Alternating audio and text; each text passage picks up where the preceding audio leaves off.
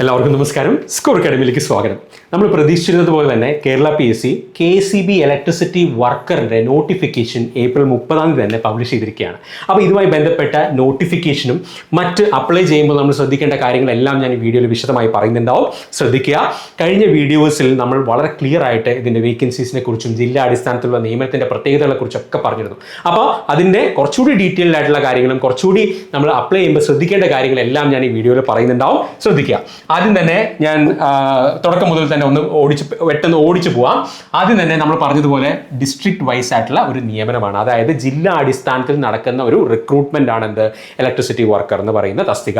അത് point number 1. ഇതിന്റെ category number PSCയുടെ category number എത്രയാണ്? 21/2026 ആണ്. അപ്പോൾ നിങ്ങൾ ഈ കാറ്റഗറി നമ്പർ നോക്കി നിങ്ങളുടെ PSCയുടെ പ്രൊഫൈലിൻ്റെ അകത്ത് കയറി ഓൺലൈനായി അപേക്ഷ സമർപ്പിക്കാവുന്നതാണ്.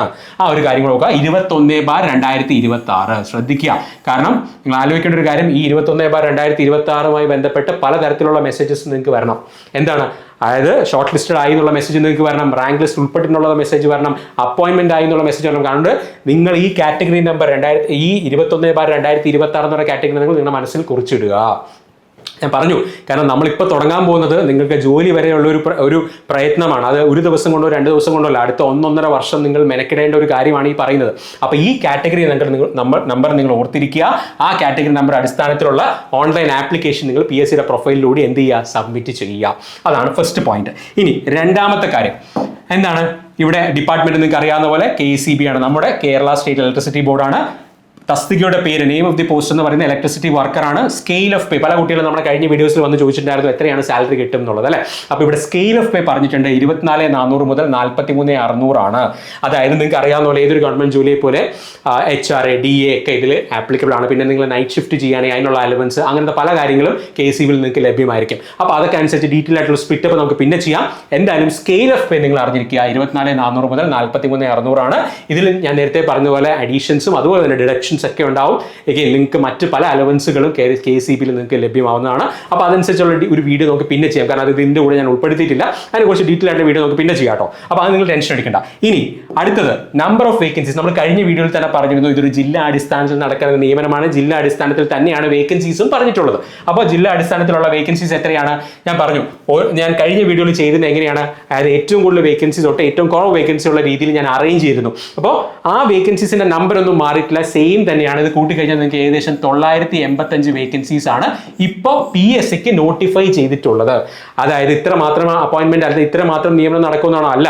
കാരണം ഇത് ഈ പറയുന്ന ഒരു വർഷത്തെ ഒരു പ്രോസസ്സ്, നമ്മുടെ പരീക്ഷയും റാങ്ക് ലിസ്റ്റും ഒക്കെ വരാനുണ്ടാവും. അതിനുശേഷം ആ റാങ്ക് ലിസ്റ്റ് വന്നു കഴിഞ്ഞാൽ ഏകദേശം 3 വർഷത്തോളം ആ റാങ്ക് ലിസ്റ്റ് നിലവിലുണ്ടാവും. അതിനിടയിൽ വരുന്ന വേക്കൻസീസ് എല്ലാം ആഡായി വരുന്നുണ്ടാവും. അതെല്ലാം ഇതേ റാങ്ക് ലിസ്റ്റിൽ തന്നെ ആയിരിക്കും എടുക്കുക.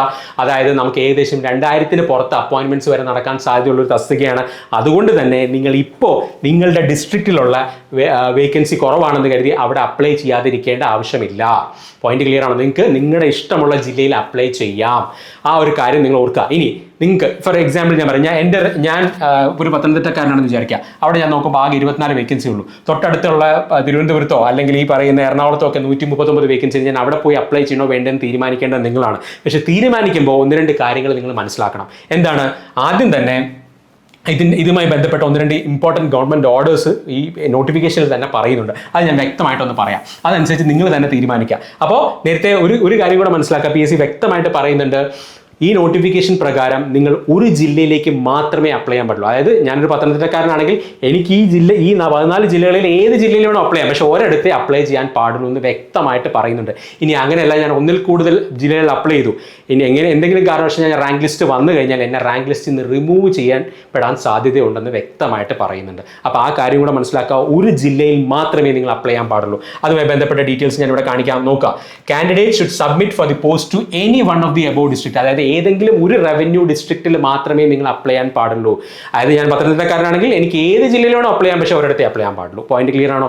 ഇനി ഞാൻ നേരത്തെ പറഞ്ഞ ചോദ്യം, അതായത് പത്തനംതിട്ടക്കാരനായ ഞാൻ അവിടെ വേക്കൻസി കുറവായതുകൊണ്ട് ഞാൻ തിരുവനന്തപുരത്തോ അല്ലെങ്കിൽ എറണാകുളത്തോ പോയി അപ്ലൈ ചെയ്യേണ്ട ആവശ്യമുണ്ടോ എന്നുള്ള ചോദ്യം, അതിനും വ്യക്തമായിട്ടുള്ള കാര്യം ഇവിടെ ഞാൻ പറയുന്നുണ്ടാവും. അതനുസരിച്ച് നിങ്ങൾ തന്നെ തീരുമാനിക്കുക. ഇനി ഒരു കാര്യം കൂടി പറയാം. കണ്ടോ, application should not be submitted to more than 1 district. കണ്ടോ, if applications are submitted contrary to, അതായത് ഇത് പാലിക്കാതെ നിങ്ങൾ ഒന്നിലധികം ജില്ലകളിൽ അപ്ലൈ ചെയ്യുകയാണെങ്കിൽ if he or she is selected his or her name will be removed from the rank list and disciplinary action വേണമെങ്കിലും എടുക്കാം.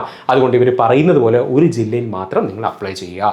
പോയിന്റ് ആ ഒരു ജില്ലയിൽ തന്നെ നമുക്ക് ജോലി കിട്ടും, നമ്മൾ പഠിച്ചാൽ മതി. പക്ഷേ അതെങ്ങനെ വേണം എന്നുള്ളത്, ഇനിയിപ്പോൾ ചിലപ്പോൾ നിങ്ങൾക്ക് നിങ്ങളുടെ സ്വന്തം ജില്ലയിൽ താല്പര്യമില്ല, വേറെ ഏതെങ്കിലും ജില്ലയാണ് താല്പര്യമെങ്കിൽ അവിടെയും നിങ്ങൾ അപ്ലൈ ചെയ്യാം. പക്ഷേ അവിടെ നിങ്ങൾ ഒന്ന് രണ്ട് കാര്യങ്ങൾ മനസ്സിലാക്കി വേണം അപ്ലൈ ചെയ്യാനായിട്ട്. അതെന്താണെന്നുള്ളതും കൂടെ ഞാനിവിടെ പറയുന്നുണ്ടാവും. അതും ഇവിടെ തന്നെ വ്യക്തമായിട്ട് പറയുന്നുണ്ട്. നോക്കാം, കണ്ടോ, A candidate advised for appointment in one revenue district from the rank list prepared. അതായത് ഏതെങ്കിലും ഒരു റാങ്ക് ലിസ്റ്റ്, ഏതെങ്കിലും ഒരു ജില്ലാ അടിസ്ഥാനത്തിലുള്ള ഉള്ള ഒരു റാങ്ക് ലിസ്റ്റിലാണ് ഞാൻ ഉൾപ്പെട്ടിട്ടുള്ളത്. അതായത് ഞാൻ പത്തനംതിട്ടക്കാരാണ്, പക്ഷേ ഞാൻ അപ്ലൈ ചെയ്ത് തിരുവനന്തപുരത്താണെന്ന് വിചാരിക്കുക. എനിക്ക് ജോലി കിട്ടാൻ പോകുന്നത് തിരുവനന്തപുരത്താണ്. അപ്പോൾ അങ്ങനെയെങ്കിൽ ഞാൻ എന്ത് ചെയ്യണം? ഞാൻ അടുത്ത 5 വർഷം എൻ്റെ കണ്ടിന്യൂസ് സർവീസ് തിരുവനന്തപുരം ജില്ലയിൽ തന്നെയായിരിക്കും. അത് കഴിഞ്ഞാൽ മാത്രമേ ഞാൻ ട്രാൻസ്ഫറിന് എലിജിബിൾ ആവുകയുള്ളൂ. പക്ഷേ ട്രാൻസ്ഫർ തരണമെന്ന് നിർബന്ധമൊന്നുമില്ല. അത് ഗവൺമെൻറ് റൂൾസ് അനുസരിച്ചായിരിക്കും, അല്ലെങ്കിൽ ഗവൺമെൻറ് ഓർഡറിനനുസരിച്ചായിരിക്കും. നോക്കുക, അത് വ്യക്തമായിട്ട് ഇവിടെ പറയുന്നുണ്ട്. A candidate advise for the അപ്പോയിൻമെന്റ് in one revenue district from the rank list prepared is not eligible for transfer to another district unless he or she completes 5 years, 5 വർഷം continuous service from the date of commencement of service in the former district. ഇനി അടുത്ത പറഞ്ഞ കാര്യം, even if transfer is allowed after 5 years, it will be subject to rules in ജിയോയിലുള്ള rules പ്രകാരമായിരിക്കും എന്ത് transfer എനിക്ക് കിട്ടണോ വേണ്ടേ എന്നൊക്കെ തീരുമാനിക്കുക. ഇനി ഇതിൽ വേറൊരു ഇമ്പോർട്ടൻറ്റ് കാര്യം കൂടി ഉണ്ട്. ഇത് ഞാൻ ഈ പറഞ്ഞത് എന്താണ്, ജനറൽ ആയിട്ടുള്ള കാര്യമാണ്. ഇനി അഡീഷണൽ ആയിട്ടൊരു കാര്യം കൂടി ഉണ്ട്. നോക്കുക, in case of candidates applying for district wise selections in Idukki, Wayanad and Kasaragod districts, working arrangement, deputation transfer and mutual transfer will not be allowed for at least 10 years. 10 വർഷത്തേക്ക് ഈ 3 ജില്ലകളാണ്, ഇടുക്കി, വയനാട്, കാസർഗോഡ് ആണെങ്കിൽ അവിടെ നിങ്ങൾക്ക് 10 വർഷത്തേക്ക് നിങ്ങൾക്ക് ട്രാൻസ്ഫർ നിങ്ങൾക്ക് കിട്ടില്ല. Mutual transfer ആണെങ്കിൽ പോലും കിട്ടില്ല എന്നാണ് പറഞ്ഞിരിക്കുന്നത്. ആ കാര്യം കൂടി വ്യക്തമായിട്ട് മനസ്സിലാക്കുക. എന്നിട്ട് നിങ്ങൾ അപ്ലൈ ചെയ്യാൻ നിൽക്കുക. അല്ലാതെ വേക്കൻസി മാത്രമല്ല നിങ്ങൾ നോക്കേണ്ടത്, നിങ്ങളുടെ കൺവീനിയൻസ്. അടുത്ത 5 വർഷം, അടുത്ത 10 വർഷം നിങ്ങൾ അപ്ലൈ ചെയ്യുന്ന ജില്ലയിൽ വർക്ക് ചെയ്യാൻ നിങ്ങൾക്ക് സൗകര്യമുണ്ടാവും. അതായത് നിങ്ങൾക്ക് സൗകര്യമുണ്ടെന്ന് വെച്ചാൽ എന്താണ്, നിങ്ങൾക്ക് അവിടെ ജോലി ചെയ്യാൻ ഓക്കെ ആണെങ്കിൽ നിങ്ങൾ അവിടെ പോയി അപ്ലൈ ചെയ്തോളൂ. അല്ലാതെ വേക്കൻസി, കാരണം ഞാൻ വേക്കൻസിയുടെ കാര്യം ആദ്യം തന്നെ പറഞ്ഞു, ഈ എല്ലാ ജില്ലകളിലുള്ള വേക്കൻസി എന്ത് ചെയ്യുന്നുണ്ടാവും, കൂടുന്നുണ്ടാവും. അപ്പോൾ അതുകൊണ്ട് അത് നിങ്ങൾ ടെൻഷൻ അടിക്കേണ്ട. എവിടെയാണോ അപ്ലൈ ചെയ്യുന്നത് അവിടെ നിങ്ങൾ അടുത്ത 5 or 10 വർഷത്തേക്ക് വർക്ക് ചെയ്യാൻ റെഡി ആണെങ്കിൽ മാത്രം ആ ജില്ലയിൽ പോയി അപ്ലൈ, അല്ലെങ്കിൽ അതനുസരിച്ചുള്ള ജില്ല നിങ്ങൾ കണ്ടെത്തുക. ഒന്നുകിൽ സ്വന്തം ജില്ലയോ അല്ലെങ്കിൽ നിങ്ങൾക്ക് കംഫർട്ടബിൾ ആയിട്ടുള്ള ജില്ല കണ്ടെത്തി അവിടെ അപ്ലൈ ചെയ്യുക. ക്ലിയർ ആണോ? അപ്പോൾ ഇത് വ്യക്തമായിട്ട് ഞാൻ പറഞ്ഞിട്ടുണ്ട്. ഇതിന് ഡൗട്ടായിട്ട് വരരുത്, നിങ്ങൾ വ്യക്തമായിട്ട് ഞാൻ പറഞ്ഞിട്ടുണ്ട്. അഗെയിൻ ഇതുമായി ബന്ധപ്പെട്ട എല്ലാ ഡീറ്റെയിൽസും നമ്മുടെ ടെലഗ്രാം ചാനലിൽ ആദ്യം തന്നെ നമ്മൾ പബ്ലിഷ് ചെയ്തിട്ടുണ്ട്. നോക്കുക, അത് വായിക്കാൻ പറ്റുന്ന രീതിയിൽ തന്നെ നമ്മൾ ഷെയർ ചെയ്തിട്ടുണ്ട്, കൊണ്ട് നോക്കുക. ഓക്കെ, ഇനി ഇതുമായി ബന്ധപ്പെട്ട മറ്റ് ഡീറ്റെയിൽസ് എന്തൊക്കെയാണ്? ഏജ് ലിമിറ്റ് എന്ന് പറയുന്നത് ജനറൽ കാറ്റഗറിക്കാർക്ക്, അതായത് റിസർവേഷൻ ഇല്ലാത്ത അൺറിസർവ്ഡ് കാറ്റഗറിക്കാർക്ക് 18 മുതൽ 40 ആണ്. പിന്നെ ഒരു ഗവൺമെന്റ് ജോലിക്ക് നിങ്ങൾ അപ്ലൈ ചെയ്യാൻ പറ്റുന്ന, അതായത് ഇപ്പോൾ റിസർവേഷൻ ഉണ്ടെങ്കിൽ OBC SC/ST റിസർവേഷൻ ഉണ്ടെങ്കിൽ അതനുസരിച്ച് OBC-കാർക്കാണെങ്കിൽ 3 വർഷം റിലാക്സേഷനും, SC/ST വിഭാഗത്തിൽ വരുന്നവരാണെങ്കിൽ 5 വർഷം റിലാക്സേഷനും കിട്ടുന്നതായിരിക്കും. അതിലൊന്നും ഒരു വ്യത്യാസമില്ല. ഇനി പല കുട്ടികൾക്ക് ഒരു ഡൗട്ട് ഉണ്ടായിരുന്നു, 40 വയസ്സ് വരെ ഉണ്ടാവും, 40 വയസ്സ് വരെ ഉണ്ട്. അപ്പോൾ അതും കൂടി നിങ്ങൾ ഓർത്തിരിക്കുക. ഇനി എഡ്യൂക്കേഷൻ ക്വാളിഫിക്കേഷനുമായി ബന്ധപ്പെട്ട ഇമ്പോർട്ടൻ്റ് ആയിട്ടുള്ള കാര്യം എന്താണ് പറഞ്ഞിരിക്കുന്നത്? നമ്മൾ കഴിഞ്ഞ വീഡിയോയിലൊക്കെ ഷെയർ ചെയ്തതുപോലെ തന്നെ SSLC പാസ്സായിരിക്കണം. അതിനോടൊപ്പം തന്നെ ഗവൺമെന്റ് അപ്രൂവ്ഡ് 2-year NTC അല്ലെങ്കിൽ STC certificate in electrician or wireman trade. പല കുട്ടികളും നമ്മുടെ വീഡിയോയിൽ വന്ന് ചോദിച്ചിട്ടുണ്ടായിരുന്നു, ഫിറ്റർ, പ്ലംബർ അങ്ങനത്തെയൊക്കെ പറ്റുന്നില്ല. ഇലക്ട്രീഷ്യനോ വയർമാൻ ട്രേഡിലോ തന്നെ നിങ്ങൾക്ക് എന്തുണ്ടാവണം? ITI സർട്ടിഫിക്കറ്റ് ഉണ്ടായിരിക്കണം. 2 വർഷത്തിൽ കുറയാത്ത ITI സർട്ടിഫിക്കറ്റ് ഉണ്ടായിരിക്കണം. പോയിന്റ് ക്ലിയർ ആണല്ലോ? ആ ഒരു കാര്യം കൂടി ഓർത്തിരിക്കുക. ഇനി അടുത്തത് മിനിമം ഹൈറ്റ്, ഫിസിക്കൽ സ്റ്റാൻഡേർഡ്സ്. നമ്മൾ കഴിഞ്ഞ വീഡിയോസിലൊക്കെ പറഞ്ഞത് എന്താണ്, ഇവിടെ ഉള്ള ഏറ്റവും വലിയൊരു പോസിറ്റീവ് ആയിട്ടുള്ള കാര്യം എന്താണ്, അല്ലെങ്കിൽ നേരത്തെ നോട്ടിഫിക്കേഷനായിട്ട് കമ്പയർ ചെയ്യുമ്പോൾ ഇവിടെ സ്ത്രീകൾക്കും അപ്ലൈ ചെയ്യാം. സ്ത്രീകളുടെ ആണെങ്കിലും പുരുഷന്മാരുടെ ആണെങ്കിലും ഹൈറ്റ് എത്രയാണ് പറഞ്ഞിരിക്കുന്നത്? ഫിസിക്കൽ സ്റ്റാൻഡേർഡ്സ് എന്താണ് പറഞ്ഞിരിക്കുന്നത്?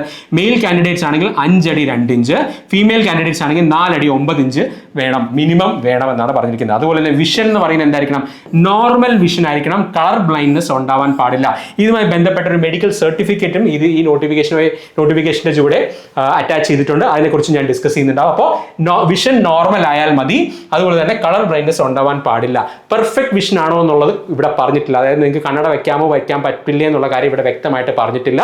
അതുമായി ബന്ധപ്പെട്ട ക്ലാരിഫിക്കേഷൻ നമുക്ക് ഡിപ്പാർട്ട്മെന്റിൽ നിന്നോ അല്ലെങ്കിൽ ഗവൺമെന്റ് ഓർഡറിൽ നിന്ന് കിട്ടുള്ളൂ. അപ്പോൾ ബാക്കി ഡീറ്റെയിൽസ് ഒന്നും പറഞ്ഞിട്ടില്ല. പക്ഷേ ആ മെഡിക്കൽ സർട്ടിഫിക്കറ്റ് നോക്കുകയാണെങ്കിൽ അവിടെ പെർഫെക്റ്റ് വിഷന്റെ കാര്യം ഒന്നും എടുത്ത് കാണിച്ചിട്ടില്ല. നമ്മൾ റെയിൽവേയിലൊക്കെ ആണെങ്കിൽ ചില പോസ്റ്റുകൾ അപ്ലൈ ചെയ്യണം. അതായത് A1 കാറ്റഗറിയിലൊക്കെ വരുന്ന മെഡിക്കൽ റിക്വയർമെൻറ്റ്സ് ഉള്ള അല്ലെങ്കിൽ മെഡിക്കൽ സ്റ്റാൻഡേർഡ്സ് ഉള്ള പോസ്റ്റുകൾക്കാണെങ്കിൽ വ്യക്തമായിട്ട് പെർഫെക്റ്റ് വിഷൻ്റെ കാര്യം പറഞ്ഞിട്ടുണ്ടോ? ഇവിടെ അതൊന്നും പറഞ്ഞിട്ടില്ല. അതുകൊണ്ടാണ് ഞാൻ നേരത്തെ പറഞ്ഞത് അത് ഡിപ്പാർട്ട്മെൻറ്റിൻ്റെ തീരുമാനമാണ്. PSCയോടോ അല്ലെങ്കിൽ ഈ KCB ഡിപ്പാർട്ട്മെൻറ്റോ അല്ലെങ്കിൽ ഗവൺമെൻറ് ഓർഡറിൻ്റെയോ അടിസ്ഥാനത്തിൽ മാത്രമേ നമുക്കത് ഫൈനലായിട്ട് പറയാൻ സാധിക്കുള്ളൂ. ഇവിടെ പറഞ്ഞിട്ടുള്ള ഒരു കാര്യം കളർ ബ്ലൈൻഡ്നെസ് ഉണ്ടാവാൻ പാടില്ല. അപ്പോൾ ആ ഒരു കാര്യം കൂടി നിങ്ങൾ നോക്കുക.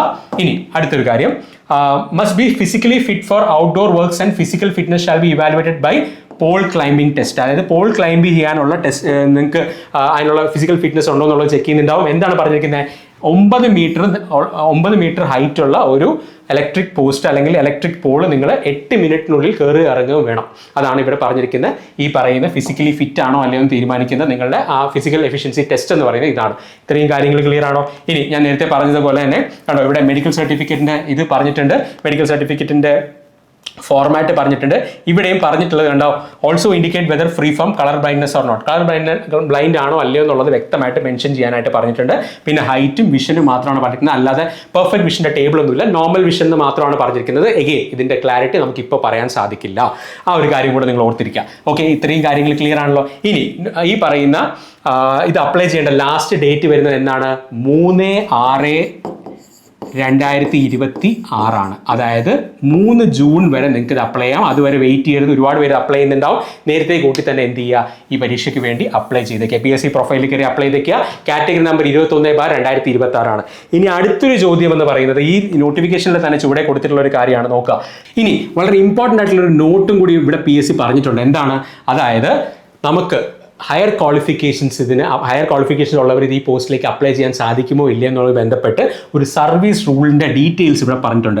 റൂൾ 10A അതിൽ 2ാമത്തെ പോയിന്റ് നിങ്ങൾ നെറ്റിൽ ഒന്ന് ഗൂഗിൾ ചെയ്താൽ തന്നെ നിങ്ങൾക്ക് ഈ റൂൾ കിട്ടും. അത് തന്നെ ഏറെക്കുറെ ഇവിടെ പറഞ്ഞിട്ടുമുണ്ട്. നോക്കുക, in addition to the qualification prescribed in the notification. അതായത് നിങ്ങൾക്ക് ഈ ക്വാളിഫിക്കേഷൻ അല്ലാതെ മറ്റ് ക്വാളിഫിക്കേഷൻ ആണ് ഉള്ളതെങ്കിൽ എന്താണ് പറഞ്ഞിരിക്കുന്നത് നോക്കുക. അതിൻ്റെ അവസാന ഭാഗം നിങ്ങൾ നോക്കിയാൽ നിങ്ങൾക്ക് മനസ്സിലാവും. The copy of government orders declaring equivalent or higher qualification shall be produced as and when required by the commission. അതായത് ഏതെങ്കിലും തരത്തിലുള്ള, അതായത് ഹയർ ക്വാളിഫിക്കേഷൻ എലിജിബിൾ ആണെന്നുള്ള തരത്തിലുള്ള ഗവൺമെൻറ് ഓർഡർ നിങ്ങൾ എന്ത് ചെയ്യേണ്ടി വരും? പ്രൊഡ്യൂസ് ചെയ്യേണ്ടി വരും. ഇതേ സർവീസ് റൂളിൻ്റെ ഇതേ കോട്ട് തന്നെ നമുക്ക് ഇതിനു മുമ്പ് വന്നിട്ടുള്ള ഹാർബർ എഞ്ചിനീയറിംഗിൻ്റെ ഇലക്ട്രീഷ്യനും ഒക്കെ പറഞ്ഞിട്ടുണ്ട്. അപ്പോൾ അത് പ്രകാരം ബിടെക്കുകാർക്കും ഡിപ്ലോമക്കാർക്കും ഒക്കെ അപ്ലൈ ചെയ്യാമായിരുന്നു. എഗെയിൻ ഇതുമായി ബന്ധപ്പെട്ട അന്തിമമായ തീരുമാനം ആരുടെയാണ്? ഗവൺമെൻറ്റിൻ്റെയും അതുപോലെ തന്നെ PSCയുടെയും ഈ ഡിപ്പാർട്ട്മെൻറ്റിൻ്റെയൊക്കെയാണ്. അപ്പോൾ ഈ റൂള് പ്രകാരം ഇതിൻ്റെ മലയാളം വേർഷനും നമ്മൾ എന്ത് ചെയ്തിട്ടുണ്ട്? നമ്മുടെ ടെലഗ്രാം ചാനലിൽ അപ്പ് ചെയ്തിട്ടുണ്ട്. നിങ്ങൾക്ക് കയറി നോക്കാവുന്നതാണ്. അതിലും ഇതേ റൂളുമായി ബന്ധപ്പെട്ട ഡീറ്റെയിൽസ് മലയാളത്തിൽ തന്നെ പറഞ്ഞിട്ടുണ്ട്. പക്ഷേ ഇതിൻ്റെ അന്തിമമായ തീരുമാനം ഗവൺമെൻറ് ഓർഡർ GO അനുസരിച്ച്, അതായത് ഗവൺമെൻറ് ഓർഡർ അനുസരിച്ച് നമുക്ക് പറയാൻ സാധിക്കുകയുള്ളൂ. ആ കാര്യം കൂടെ നിങ്ങൾ മനസ്സിൽ വെക്കുക. ഇനി ഏറ്റവും അടുത്ത് നമുക്ക് പറയാൻ പറ്റുന്ന ഒരു കാര്യം, നിങ്ങളുടെ PSC പ്രൊഫൈലിൽ കയറി നിങ്ങൾ അപ്ലൈ ചെയ്യാൻ പോകുമ്പോൾ ചിലപ്പോൾ അത് ഇന്നോ നാളെയോ ഒക്കെ ആയിട്ടായിരിക്കും നിങ്ങളുടെ തുളസി പ്രൊഫൈൽ ആക്റ്റീവായിട്ട് വരിക. അവിടെ നിങ്ങൾക്ക് ഹയർ ക്വാളിഫിക്കേഷൻ അപ്ലൈ ചെയ്യാൻ പറ്റുമെങ്കിൽ നിങ്ങൾക്ക് അപ്ലൈ ആവുന്നതാണ്. പക്ഷേ അവിടെയും അന്തിമമായിട്ടുള്ള തീരുമാനം ഗവൺമെൻറ് ഓർഡർ അനുസരിച്ചിരിക്കും. അപ്പോൾ അതാണ് ഹയർ ക്വാളിഫിക്കേഷനുമായി ബന്ധപ്പെട്ട ഇപ്പോൾ നമുക്ക് അവൈലബിൾ ആയിട്ടുള്ള ക്ലാരിഫിക്കേഷൻ. ഇതൊന്ന് വ്യക്തമായിട്ട് നിങ്ങൾ നോക്കുക. എഗെയിൻ ഞാൻ നേരത്തെ പറഞ്ഞ പോലെ ഇതുവരെ PSCക്ക് അപ്ലൈ ചെയ്തിട്ടില്ലാത്ത കുട്ടികളാണെങ്കിൽ നിങ്ങൾ എന്ത് ചെയ്യുക? 1 ടൈം രജിസ്ട്രേഷൻ ചെയ്യുക. അങ്ങനെ 1 ടൈം രജിസ്ട്രേഷൻ ചെയ്യേണ്ടത് വെബ്സൈറ്റിൻ്റെ ഡീറ്റെയിൽസ് എല്ലാം തന്നെ PSC പറഞ്ഞിട്ട് ക്ലിക്ക് ചെയ്താൽ തന്നെ ഈ PDF തന്നെ നിങ്ങൾ ക്ലിക്ക് ചെയ്താൽ തന്നെ നിങ്ങൾക്ക് ആ ലിങ്കിലേക്ക് പോകുന്നതാണ്. അതുപോലെ തന്നെ ഇത് അപ്ലൈ ചെയ്യാനുള്ള ലാസ്റ്റ് ഡേറ്റ് ഞാൻ പറഞ്ഞു 3/6/2026 ബുധനാഴ്ച അപ് ടു 12 മണിയാണ്. രാത്രി 12 മണിയാണ്. അതുവരെ വെയിറ്റ് ചെയ്ത് ഞാൻ പറയുകയാണെങ്കിൽ 1-ാം തീയതിക്കുള്ളിൽ തന്നെ നിങ്ങൾ അപ്ലൈ ചെയ്തേക്കുക. നിങ്ങൾ അപ്ലൈ ചെയ്യുമ്പോൾ നിങ്ങളുടെ ആധാർ കാർഡ് ഉണ്ടാവണം. അത് നിങ്ങളുടെ PSC ആദ്യമായിട്ട് അപ്ലൈ ചെയ്യുന്നവരാണെങ്കിൽ നിങ്ങൾക്ക് അത് PSCയുടെ പ്രൊഫൈലായിട്ട് നിങ്ങൾ ലിങ്ക് ചെയ്യേണ്ടതും അത്യാവശ്യമാണ്. അപ്പോൾ ഇത്രയും കാര്യങ്ങൾ ക്ലിയർ ആണല്ലോ. അപ്പോൾ ഇതുമായി ബന്ധപ്പെട്ട മറ്റ് ഡീറ്റെയിൽസ്, അതായത് എങ്ങനെയാണ് നമ്മൾ ഇതിന് വേണ്ടി പഠിക്കേണ്ടത്, ഇതൊരു ഞാൻ നേരത്തെ പറഞ്ഞതുപോലെ കഴിഞ്ഞ വീഡിയോസിൽ പറഞ്ഞുള്ള ഇതൊരു ടെക്നിക്കൽ എക്സാമാണ്. കംപ്ലീറ്റ്ലി ഒരു ടെക്നിക്കൽ സ്വഭാവമുള്ളൊരു എക്സാമാണ്. ഇപ്പോൾ ഏകദേശം 10 മോഡ്യൂളോളം നമ്മൾ പഠിക്കേണ്ടി വരും. ഇലക്ട്രിക്കൽ സബ്ജക്ട്സ് ആണ് പഠിക്കേണ്ടത്. ചിട്ടയായി സീരിയസ് ആയിട്ട് തന്നെ നമ്മൾ പഠിച്ചു പോവുക. കാരണം ഞാൻ നേരത്തെ പറഞ്ഞുള്ള വേക്കൻസീസ് ഉള്ളതുകൊണ്ട് തന്നെ അത്രയും തന്നെ കോമ്പറ്റീഷൻ ഉണ്ടാവും. ഫസ്റ്റ് അഡ്വൈസിൽ തന്നെ ജോലിക്ക് കയറിയാൽ കിട്ടുന്ന അഡ്വാൻറ്റേജസും ഞാൻ കഴിഞ്ഞ വീഡിയോയിൽ പറഞ്ഞതാണ്. അപ്പോൾ ആ കാര്യങ്ങളെല്ലാം മനസ്സിലാക്കിക്കൊണ്ട് വ്യക്തമായിട്ട് തന്നെ പഠിച്ചാലേ ഇത് കിട്ടുള്ളൂ. വേക്കൻസി കൂടുതലുണ്ടെന്ന് കരുതി എങ്ങനെയെങ്കിലും പോയി പഠിച്ചാൽ കിട്ടുമെന്ന് വിചാരിക്കരുത്. മാത്രമല്ല ആദ്യമായി PSCയിലേക്ക് കാല് വെക്കുന്ന കുട്ടികളാണെങ്കിൽ നിങ്ങൾ ഒരു കാര്യം മനസ്സിലാക്കുക, നമ്മുടെ ഒരു IT ലെവലോ അല്ലെങ്കിൽ ഡിപ്ലോമയ്ക്കോ അല്ലെങ്കിൽ നമ്മുടെ ഡിഗ്രിക്കൊക്കെ പഠിച്ച പോലെ അല്ല PSCക്ക് പഠിക്കേണ്ടത്. വ്യക്തമായി പ്രോബ്ലം സോൾവിങ് സ്കില്ല് ഉണ്ടാക്കിയെടുക്കേണ്ടത് അത്യാവശ്യമാണ്. മാത്രമല്ല ഈ പരീക്ഷകൾക്കൊക്കെ പലപ്പോഴും മാർക്ക് പോകുന്നത് അല്ലെങ്കിൽ ടോപ്പറിൻ്റെയൊക്കെ മാർക്ക് പോകുന്നത് 80 മാർക്കിലോ 85 മാർക്കിലോ ഒക്കെയാണ്. അപ്പോൾ അത്രയും ക്വസ്റ്റ്യൻസ് നിങ്ങൾക്ക് 100 ക്വസ്റ്റ്യൻസിൽ അറ്റംപ്റ്റ് ചെയ്യണമെങ്കിൽ അത്രയധികം സ്പീഡ് നിങ്ങൾ ഡെവലപ്പ് ചെയ്യണം. അപ്പോൾ അതനുസരിച്ച് ഏറ്റവും നല്ല രീതിയിൽ തന്നെ പഠിക്കേണ്ടത് അത്യാവശ്യമാണ്. എന്നാൽ മാത്രമേ കിട്ടുള്ളൂ. കാരണം ഇതിൻ്റെ ഈ അവസരം നിങ്ങൾ കളയരുത്. കഴിഞ്ഞ തവണ ഏകദേശം 4000-ഓളം അപ്പോയിൻമെൻറ്റ് പോയൊരു പോസ്റ്റാണിത്. അപ്പോൾ അത്രയും തന്നെ ആൾക്കാർ അപ്ലൈ ചെയ്യുന്നുണ്ടാവുമെന്ന് കൂടെ നിങ്ങൾ മനസ്സിലാക്കുക. ആദ്യത്തെ അപ്പോയിൻമെൻറ്റിൽ തന്നെ കിട്ടിയാൽ നിങ്ങൾക്ക് പ്രൊമോഷൻ സാധ്യതകളും കൂടുകയാണ്. പ്രൊമോഷനുള്ള എലിജിബിലിറ്റി നിങ്ങൾക്ക് പെട്ടെന്ന് തന്നെ കൈവരിക്കാൻ സാധിക്കും. ഇതൊക്കെ ഞാൻ കഴിഞ്ഞ വീഡിയോയിൽ പറഞ്ഞാണ്. ആ കാര്യങ്ങളൊക്കെ ഓർത്ത് വെച്ച് ഏറ്റവും നന്നായി പഠിക്കാൻ ശ്രമിക്കുക. ഇതുമായി ബന്ധപ്പെട്ട ക്ലാസ്സുകളും ബാക്കി ഡീറ്റെയിൽസും സ്റ്റഡി പ്ലാനും എല്ലാം സ്കോർ അക്കാഡമി ചാനലിൽ അവൈലബിൾ ആയിരിക്കും. മറ്റ് ഡീറ്റെയിൽസ് പുറത്തു വിടുന്നതിനനുസരിച്ച് തന്നെ നമ്മൾ വീഡിയോ ചെയ്യുന്നുണ്ടായിരിക്കും. ഇത്രയും കാര്യങ്ങൾ ക്ലിയർ ആയെന്ന് വിചാരിക്കുന്നു. Thanks a lot for watching and stay tuned.